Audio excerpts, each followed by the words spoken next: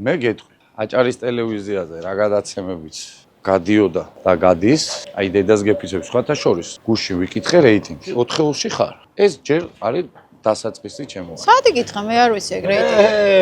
ხედავ? უყურე შენ. ანუ ezis 5-ში თუ არ გადაცემას თუმრად არ დადის და.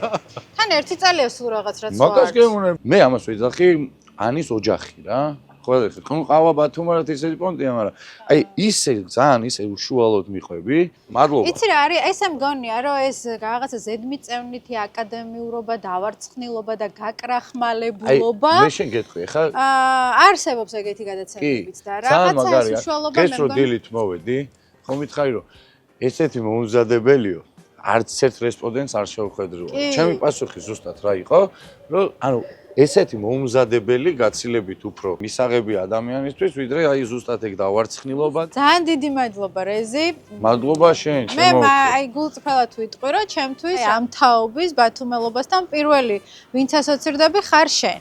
შენი მანერებით, ამ რაღაცა სიყვარულის გაცემით, მიმღებლობით და ყველაფრით ნათელი ადამიანი ხარ და ეგ არის ჩემთვის ბათუმელობა და ძალიან დიდი მადლობა. ძალიან ბევრი წარმატება ყავას.